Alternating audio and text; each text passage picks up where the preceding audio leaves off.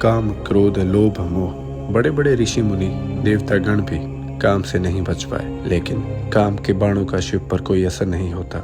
जानते हैं काम का जन्म कैसे हुआ और कैसे उसे श्राप मिला, कैसे ब्रह्मा ने शाप दिया और कैसे ब्रह्मा जी काम मोहित हुए। तीसरा अध्याय, ब्रह्मा काम संवाद। ब्रह्मा जी ने काम से कहा कि तुमने उत्पन्न होते ही ब्रह्मा का चित्त मंथन कर दिया था, इससे तुम्हारा पहला नाम संसार में मनमत होगा।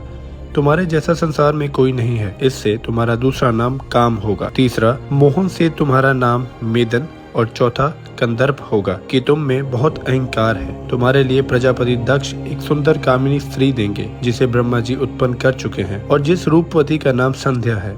यह सुनकर उस काम ने 5 बाणों का नामकरण कर तुरंत उनको परीक्षण करना चाहा। उसने इन 5 बाणों को मुनियों पर चला दिया।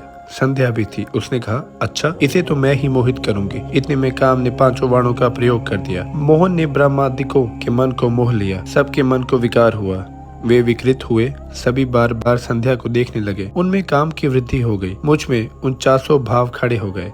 संध्या में भी विकार आया, वह भी ऋषियों को कटाक्ष करने लगी। एक प्रजापति ने भी इसकी इच्छा की। मरीचि, अत्रि और दक्ष आदि सब मुनि इंद्रियों के विकार को प्राप्त हो गए। तब पिता और भाइयों की पाप गति देख धर्म को बड़ा दुख हुआ और उसने धर्म रक्षक प्रभु शिव जी का स्मरण किया।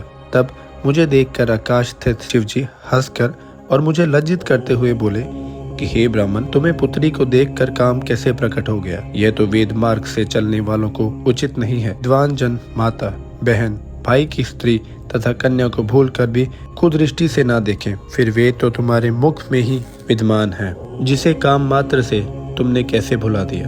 फिर वे सर्वदा सूर्य दर्शन करने वाले दक्ष, मरीचि आदि एकांत योगियों का चित्त स्त्री को देखकर कैसे मलिन हो गया? हाँ, जिसके चित्त को स्त्रियां हरण कर लेती हैं, उनके साथ शास्त्र संगीत कैसे की जा सकती है? ब्रह्मा जी कहते हैं कि जब लोक पिता में शिव जी ने इस प्रकार कहा तो लज्जा के मारे क्षण भर में पसीने से भीग रहा। मेरा विकार हट गया, परंतु मेरे शरीर से जो पसीना गिरा उससे पितृगण की उत्पत्ति हुई। 64,000 अग्नवेशवाता पितृगण उत्पन्न हुए।